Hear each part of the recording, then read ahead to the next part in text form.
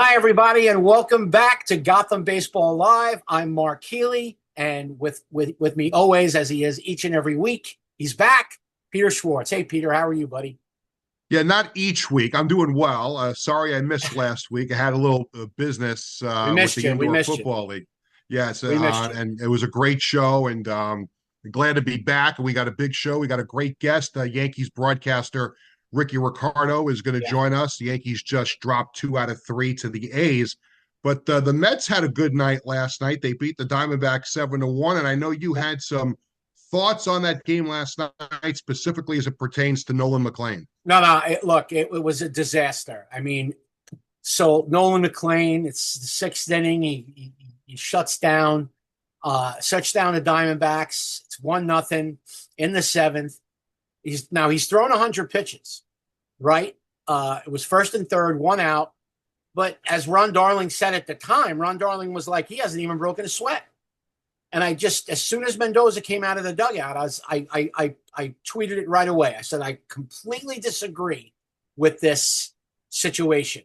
And, people have pointed out to me, well, he was at 100 pitches. It was cold. Look, there are pitchers who are delicate geniuses, okay, that they have been brought up and developed in the analytic system. 100 pitches, that's a wall that they're all aware of. And I think they're looking in the dugout, when they're at 95, 96. They're waiting for the manager or the pitching coach to come out. Nolan McLean is not built that way. He's a cowboy. You got to let him ride. Some guys are just built different. So I had a big problem. Look, relief pitching, the defense, Brett Beatty in right field, Vientos at first base. There was some defensive miscues that cost the Mets last night. But at the end of the day, to me, the complexion of the game changed when Mendoza took out McLean. And look, Mendoza's got to protect his job. He's not gonna let his young pitcher, his young stud, his potential rookie of the year, I guess, go over 100 pitches. But at some point, you got to figure out that this guy's built different. And that, Right. he said after the game, I was fine, like he's not going to throw his manager under the bus, Peter. But, I really, and of course, I said that's analytics. That people are saying, oh, no, it's not analytics. Of course it is. The 100 pitch wall is an analytic thing. I was looking up last night. I was like, when in his second season, Tom Seaver, in his second start of the year, threw 10 innings, through 10 innings of a game, and I couldn't get the pitch count, but it was more than 100, I bet you. Yeah. But Of course, whatever. by the way, I meant to say the Mets lost 7-1. I I know. don't I know why wasn't going that to came correct. out. I Yeah, knew you would no, it's come okay. around. You can correct me. Listen, people correct me all the time. Not I'm me, brother. looking right at the score, and I don't know why I said it the other way around. But yeah, it's the pitch count thing is just, it drives me nuts.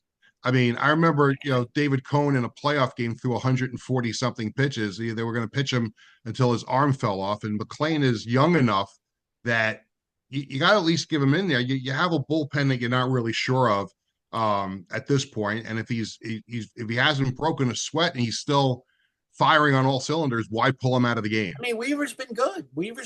But the thing is, they couldn't touch McLean, and I get it. It was first and third. It was one out.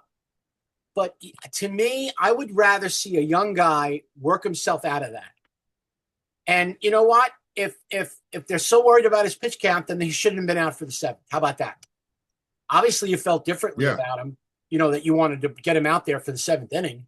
Right. So Right. if you were not gonna let him finish the inning and try and go a little further, then why not start the inning fresh and bring somebody out to start the inning? That's how I feel. And it really just, again, if he had not come out for the seventh, I'd be like, okay, but once you let him in there, I just have this look, it's managers all over baseball. I'm not blaming Carlos Mendoza because it's that analytic mindset. Oh, get the young starting pitcher out if he's in trouble, and bring in and Luke Weaver's been great. So I don't have a problem with Weaver. I mean, he just didn't have it last night. Fine, but it just, to me, it changed the complexion of the game, and I hate to see this. If this is going to be the way it is moving forward, I really don't like not letting young pitchers. I don't like when young pitchers don't get the opportunity to fix their messes. I just think it sets a terrible precedent. I mean, there's going to be a point where he's going to have to do it, whether it's a playoff game or Right. a game down the stretch in the pennant race. You have to let him do it. I I agree. will. I will say this: I do give the Mets credit because they the last 2 days moved those games from 7 o'clock to 4 o'clock. So while you can complain about what you saw on the field, I think the Mets did right by their fans the last couple of days by moving those games, and they did it early. They did it on Monday, and they got enough notice so fans were thinking about not going, and then plus they also get free tickets to another game. So I thought that was Right. a nice gesture by Yeah. the Mets, what they did the last Absolutely. couple of days. Yeah. No, that was great. And I mean, I wish I didn't have a job because I could have went, but I got a job. I'm really excited about our guest today. He's fantastic. Rickie is such a. I love listening to him when he has a talk show on the Fan. I love listening to him. When he subs in on the broadcasts. Really looking forward to having him on. And why don't we do that? Why don't we bring Rickie in? Yep. Rickie Ricardo. There he is. There he is, the great Rickie Ricardo. Long time. What's up, Rickie? How are you? How are you, gentlemen? We're great, Rickie. We're doing great. I miss seeing you around the Fan all the time. I know, bro. Who else do I bounce off Jet complaints from if it ain't you? I would always see Rickie, especially when the Yankees are away and he's doing the broadcast from the Fan studio. But now that there's no updates on the weekends anymore, I don't get to see him anymore. No, we miss you, brother. Absolutely. Thanks. Well, let's start with this 8-4 start to the season, and they just dropped 2 out of 3 to the A's. What's your little thumbnail sketch on the Yankees through 12 games of the season so far? Well, you can look at it glass half full and say they haven't hit yet, and they're still 8-4 with the best record in the American League. Or you can look at it glass half empty and say, when are they going to start to hit? They faced Marlins pitching, Athletics pitching that you would figure that these guys would have feasted on. So it is the truth lies somewhere in the middle there, and I'm not exactly sure, what that truth is 12 games into the season. What I can tell you is this. A little something concerns me about the bench. The bench has very little flexibility. Paul Goldschmidt is your other first baseman. J.C. Escarra is your other catcher.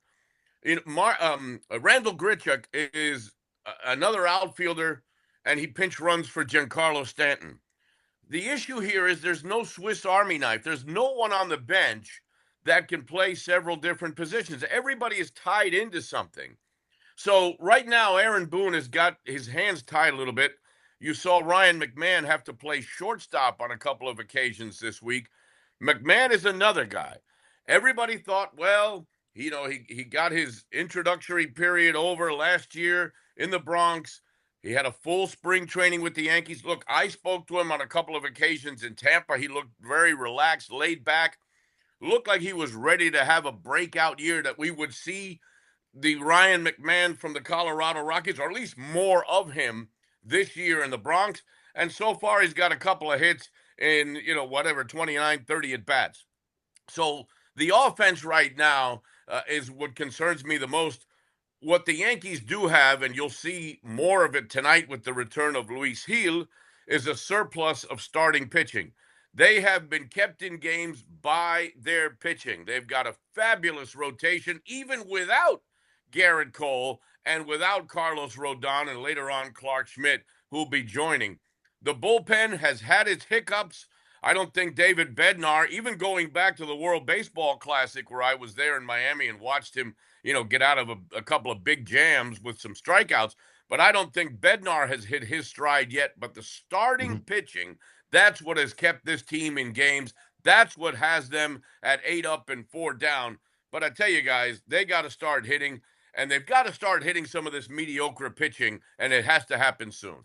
Yeah, you covered a lot there, Rickie. My question for you, and again, this is the first time I'm meeting you, so I'm Mark, and it's a great pleasure. I get such a kick out of listening to you when you're on the Fan, and I understand a little Spanish, so I always try to listen to your replays and stuff when you on your calls, and especially when you're subbing in on the Yankee broadcast. You do a fantastic job. Thank you. For me, like when I look at the Yankees and I look at, as you said, the starting pitching has been really, I mean, Weathers last night was fantastic. Obviously, on the short end of that. The offense, when Volpe's ready to come back, I guess what Boone said that he's going to start baseball activities and he's going to maybe like 2 weeks with a rehab assignment. Is that going to solve this bench problem a little bit because then Rosario, will be more of a bench guy, or do you think that really that the it's still the jury's still out on Volpe and what he can bring to the Yankees? I think the jury is out on Volpe. Now, in the immediate, he's going to get his shot, obviously, being the everyday shortstop, which will make Jose Caballero that Swiss Army knife type of player that I was just discussing. Now, who goes? I mean, the roster spots are precious. Is it Grichuk? I mean, when Volpe comes back and Caballero goes to the bench, somebody's got to go. It's not going to be Goldschmidt. They haven't used Ben Rice at catcher. Only one inning did Ben Rice participate in as catcher. They want him to concentrate on playing first base, and you can see why in these first 12 games he's had some difficulties over there defensively. So it seems like Escara will stay on the roster as the backup catcher. Goldschmidt's not going anywhere. Rosario's been very productive. So does Grichuk go when Volpe comes back and Caballero becomes that you can use that pinch runner late in the game, the guy you can use anywhere in the infield and maybe even in the outfield? That's going to be the first big decision. Now, Cade Winquist was DFA'd. We understand that they had to open up a roster spot for Luis Gil because the Yankees are finally getting into that fifth starter mode now that the first couple of weeks of the season is behind them with the off days and things of that nature. But it'll be interesting, Mark. This is a big season for Volpe because you've got a kid named George Lombard Jr. hot on his tail, okay? And Lombard, probably the number one prospect they've got in the system. He's going to be ready to go, whether it's at shortstop or whether they move him to third base remains to be seen. It all depends on what kind of season Volpe has. And following the 26th season, if Volpe stays, does he move to second base? If Jazz Chisholm walks away, there's a lot of questions down the road. But in the immediate, when Volpe comes back, yes, the jury is out on him. I think they'll give him, they'll bend over backwards to give him the most opportunity to prove that he's what they thought that they were getting with that number one draft pick in Anthony Volpe, the local product, everything we know about him, but it remains to be seen. You mentioned George Lombard, and I know during spring training, it might have been a little light on the bat, but he's off to a great start in the minor leagues, and I'm wondering how closely the Yankees are going to monitor him. I know he's at Somerset in Double-A, but I'm wondering how closely the Yankees will monitor his improvement there, his swing, and not just a move up to Triple-A, but I wonder if he might be an option for the Yankees later in the season if he can get a little more steadier with the bat. It very well could be, Peter. They're going to be monitoring him on a daily at-bat basis because he is the gem, he is the prize of this farm system. Now, we have seen in the past, and I'll be the first one to tell you, that sometimes Yankee prospects have been, shall we say, a little hyped, overhyped, or oversold. We've all lived through this. Even right now, you've got the Spencer Joneses of the world that people were disappointed about not making the opening day roster, having all kinds of issues with strikeouts at AAA. Jason Dominguez, the guy who was the odd man out when Trent Grisham accepted the qualifying offer and took the $22 million and ran, Dominguez is having his issues in the minor leagues. So, not always whatever shines, it isn't always a bright sunshine. We'll see. But to answer your question, Lombard is on top of mind. He is the guy moving forward. He's going to be the next big thing in the Yankee universe coming through the system. Very talented, bilingual kid. His mom is Cuban from Florida, so he appeals to all segments of the Yankee fandom. And he's going to be a good-looking kid. Going to be a big star, I think, in every way. And absolutely, they'll be keeping an eye on his progress on a daily basis. I think you're right, and I think you made a lot of great points there with Lombard and the overhyping sometimes of the Yankee prospects. But again, this isn't 15 years ago either, where everybody got their like minor league information from Baseball, America. These teams know who everybody is. So if an overhyped Yankee prospect gets traded in a deal, that's the team's fault. It's not the Yankees' fault, right, for Sure. overhyping their guy. But I will Mhm. say this, and I think this is a valid criticism, that the Yankees' development of players, I think, has suffered over the last couple of years. And whether it's injuries, whether it's from a mental aspect, as you said, Spencer Jones and Dominguez are both struggling in the minors right now. And part of that is there's a mental aspect to development, and I think that that's one thing that the Yankees did really well in the early part of Cashman's career. When you talk about the young players coming up, and I think Joe Torre had a lot to do with that. I certainly think that while Joe Girardi might have been a little tough on the younger players, Aaron Boone is certainly a guy that mentors young players very well. So where do you think the Yankees are coming up short a little bit in this developmental type of getting some of these younger players? Maybe one of these younger guys, could be that bench player that they desperately need. You know, it's tough for the Yankees because let's remember this organization, it's either World Series or bust and World Series victory. Now, how do you incorporate young talent and blend them into a roster full of high-priced veterans that are the guys that you depend on to get you to that World Series without putting a certain amount of pressure on them? Jason Dominguez 2 years ago, the Martian, all the hype, gets the home run off of Justin Verlander. If you'd have told me that 2 years later he'd be struggling for a roster spot, I'd have said, well, wait a minute. You just told me a little while ago that this was the next big thing. This was the Martian. He was going to patrol center field in Yankee Stadium for so many years. I have heard from different people around baseball exactly, Mark, to your point about the mental approach and how a young player's psyche can be affected by the roadblocks at times presented by the Yankee organization. Look, I'm not inside the player development department. I don't know exactly what the steps that they measure to get a guy to the major leagues and to give him an open and fair shot. I can tell you that a guy like Austin Wells came through the system. He's been given a shot. Ben Rice came through the system. He's been given a shot. To whatever the end result has been so far, they have seen enough progress. Obviously, with Ben Rice, I think we can all agree is a legitimate major league hitter. Austin Wells, is the book still out on him as far as the bat is concerned? He's improved a lot as far as his pitch framing and calling a game and defense behind the plate. I think there's some progress to be shown there. Anthony Volpe is obviously the prime example of the young product coming through the system that maybe got to the majors too soon just because he had an outstanding spring a few years ago. So I guess to answer your question, there is a different approach in the Yankee organization with young players because if you don't produce immediately, number one, it hurts the mission of World Series or bust.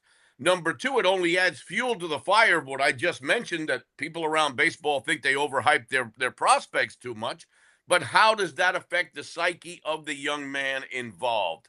That's something that if we could get some psychology professors together and really break it down and go deep into the psyche of a ball player, we may find the ultimate answer. But I agree with you.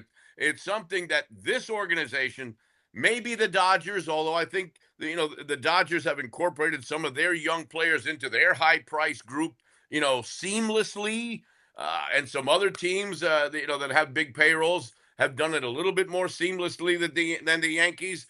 But it's something that needs to be addressed. And I don't know. I guess that's something on the Brian Cashman level, the head of baseball operations, because there's a lot of layers to that. Well, one young player that has come up and has made a huge impact is Cam Schlittler on the mound. And you talked about the starting pitching before, and whether it's been the Yankees or Mets in their histories, the fan base has always been energized by that dominant pitcher, and there's always been walk-up sales. I remember when Doc Gooden came up with the Mets, when he was pitching, people, flocked to the ballpark. Same thing, when Matt Harvey came up. And I remember back in the 70s when Guidry came up, when he was on the mound, if you didn't have a ticket to the game, you walked up. And I think that's going to happen right now with Cam Schlittler. He's been so good, and especially he really made a name for himself in the playoffs last year with that performance against the Red Sox. How impressed have you been with him? The thing for me is just he's always calm, cool, and collected, and he's got that cockiness to him that I really like. There is a quiet arrogance, and if that translates to real self-confidence and cockiness, that's fine because he can back it up. As I was told years ago, as long as you can back it up, it ain't bragging if you can back it up. And I tell you what, he can back it up. I'm impressed, Peter, by him as not only as a pitcher, the way he carries himself. I saw him in spring training. Remember, he had a back issue when we opened up camp this year in late February. Very quietly went about his business, got his treatment, and caught up to everyone else as far as the pitchers were concerned to get ready for opening day. He's got the stuff of a Randy Johnson. I know that's high praise from the right side with that. He is so tall. That release of his is way, way out here. So, he's got that intimidation factor. I personally, and I've said this publicly, I'll say it again here. I would not put Cam Schlittler in a trade package, okay, for Paul Skeens. I just wouldn't do it. I agree. And I agree. If you look at their numbers about the same time of their progress, they're very, very similar. If right now the Pirates were to call the Yankees and say, all right, we know we're not going to sign this guy. We just signed Connor Griffin, but Skeens isn't going to accept this kind of a long-term deal. Let's discuss a deal. And if the Pirates mention Cam Schlittler, I'm hanging up the phone right there. I'm not. I would too. Absolutely. And I lived through the Guidry arrival, all some of these, big time young pitchers that have come through the system. Cam Schlittler, to me, he's not overwhelmed. He's a Massachusetts kid. He's Northeast born and bred, so he's got that layer of toughness about him. He's got that confidence, and he has fit seamlessly into this starting rotation. He's another example. Now, interesting that you bring him up because nobody knew about Schlittler. There was almost no hype about him last year, if you remember. Yeah. He only comes up because of injuries, and Marcus Stroman eventually gets released because of how good Cam Schlittler was. But did we hear a lot about Cam Schlittler at the beginning of last season? No. He was at camp, was sent to minor league camp halfway through like all the young, the young prospects do. And then he comes up and performs the way he did. So it's almost like you really never know. You're throwing darts up against the wall and you're going to see what sticks. But Cam Schlittler, to me, right behind, he could be Cole in 3 years. That's the anchor of your rotation going forward. I think he is built for it mentally and physically. And I just love what I see from this kid. I can't get enough of him. Yeah, me too. I agree. Yeah, it's just one of those things. What did Yogi Berra say? 90% of baseball is half mental, right? It's half mental. But really it is. I mean, let's be honest, right? Like, you have to have a certain amount of talent just to get to the major leagues. And I think the thing, and everybody's extremely talented. You get to the major leagues, you're an extremely talented player, right? The thing that separates, for me, a guy like Schlittler from a guy like, I don't even want to mention a name of a guy who struggled because I don't like to do that. But the difference is that mental approach, the preparation that they do, the fact that he's got a chip on his shoulder, the fact that he's not afraid, of the spotlight, as you said, Ricky. And that's something that, you gotta be something special to be able to perform, in this spotlight. And a guy that's doing it and has done it when he's healthy is Giancarlo Stanton. And he, his OPS is up. He's playing much better. For a guy who couldn't open up a bag of chips, as we talked about last week, I mean, he looks like, he's going to be an everyday player for the Yankees this season, right? I think he made some adjustments. If you look at his stance, Giancarlo Stanton is a very quiet professional, but Yes. he goes about his business in a very serious way during the season and in the offseason. You can tell, and I've watched every one of his at bats since he got to the Yankees, and I was always a big Stanton fan, even when he was in Miami. He's made some adjustments at the plate. I see a lot more contact than swings and misses. Just look, he's a home run hitter, he's a power, he's going to strike out. But I think his approach at the plate is much more focused this year on making contact. There's a lot more Stanton at bats. However, the at bat ends up with foul balls and fighting off some tough pitches, especially when he's behind in the count. That's something we haven't seen from Giancarlo in the last couple of years. If you got him in two strike mode, pitchers were going with that sweeper low and outside, and he was wailing away at it and striking out 9 out of 10 times, or at least it seemed that way from my perspective. This season, I see him going to the opposite field more, whether it's a fly ball or whether it drops in for a base hit or goes to the wall for he hits the ball so hard, you hit a ball into the gap, it's going all the way to the wall. Look, we even saw him steal a base and advance to third on a ground ball in a game the other day, and then scored on a wild pitch. So he manufactured his own run, something we've never seen with Giancarlo Stanton. Look, as he gets older, I think he's a very savvy guy. I've gotten to know him over the years. I knew him when he was in Miami, when I was still doing Phillies baseball, and then obviously his entire tenure with the New York Yankees, and we get along very well. I understand his frame of mind. He's a pro's pro, doesn't make a lot of noise. He likes it that way. But believe me, this guy works just as hard or harder than anyone else and tries to correct his flaws. And he's come into this season, number one, with the mission of staying as healthy as possible and playing as many games as he possibly can.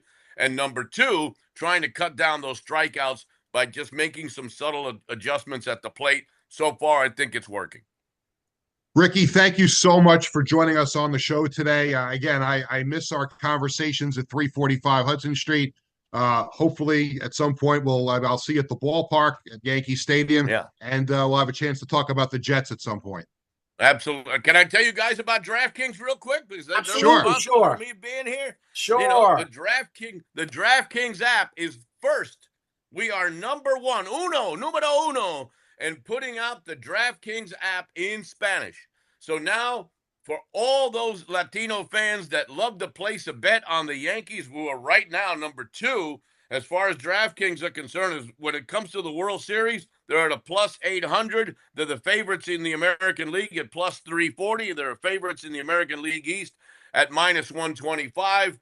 But DraftKings, realizing that there's a huge part of the fan base that speaks Spanish, and with the World Cup coming up, you guys know it's going to be a huge event, and DraftKings is leading the way with putting their app in Spanish, and it's my job to tell the world about it, and it's going to be so much fun all summer long. Look, Latinos love the NBA playoffs. They obviously love the World Cup. We're baseball crazy, as you saw during the World Baseball Classic, with the way the Dominican team and Venezuela and all these ball clubs, the backing, that the just complete joy and jubilation that those fan bases have. And that'll lead us right into another NFL season. Latinos love to wager, and DraftKings is there for you. Download the DraftKings app, English or Spanish. Do it responsibly, but the crown is yours. And now that crown is a corona en español. How about that? Rickie, what an absolute pleasure to have you on the show, and great to meet you. Appreciate it. Gentlemen, I love being on, and I'm just a phone call away. You got it. Thanks, we'll take Rickie. you up on that. We'll take you up on it, Rickie. Thank you. You got it. See you soon. He's awesome, right? Oh my God. Absolutely great. He's just, what a pleasure, right? I knew, just from hearing him, all those years, I knew that he would be good, but what a pleasure to have him on the show. It's No just, question. it's just one of those things, when you are, when you're going through the season and you have somebody like that, not every play-by-play guy is that charming, is that, Right. Eloquent. Just really, just Yeah. really great to have him on the show. And I loved it when he had a chance to fill in on the English Oh broadcast too yeah, on the fan. absolutely. He He's was great. fantastic. He's great. Hey, before we go, Mark, I wanted to bring something up. Whether it's growing up, one of the great things about going to Yankee and Met games early on, getting the batting practice was, and you always want to watch it on TV too, was you got to the game early and you got to see on the Diamond Vision or on the Jumbotron, whatever you want to call it. They always had, This Week in Baseball. And for years it was off the air. To me, sometimes tradition is a little lacking in baseball for all the new things that have come up. But I think Major League Baseball, for all the criticism they get about some things, I think they really did something cool last week. They brought back This Week in Baseball. They put it on the MLB X account every Friday. And watching the first episode and hearing the music again, Kate Maniscalco is the host. She's a Gen Z MLB reporter, but she did a wonderful job. They actually inserted some clips of Mel Allen talking, hey, great play. They did everything that they did on the original show in a very short 8 or 9 minute compacted way. Twib notes, the bloopers, all that stuff. Well, the voice of Twib Notes was Warner Fusel, who was the Brooklyn Cyclones on-air guy for the first 5 or 6 years that they were on, and I had the absolute pleasure of he became our friend, So love This Week in Baseball, love the Twib Notes, love that it's back. Yeah, listen, I can play that song on my iPod all day long, the music from This Week in Baseball. So I'm just glad they brought it back. I hope they show it in the ballparks again like they used to back when we were kids. I certainly hope so. And it's always a pleasure to do this show with you. We missed you last week, Peter. Safe travels this weekend. I know you've got another game this weekend, yes? On Sunday, and hopefully I won't have any brain farts like I did at the beginning of this show by saying 7-1 Mets instead of 7-1 Diamondback. I don't know what happened. I was looking right at my phone with the score on it, and I lost my head for a second. It's all good, brother. Have a great weekend. You got it. Take care. All right, I'll talk to you soon. See you next week. All right, Pete.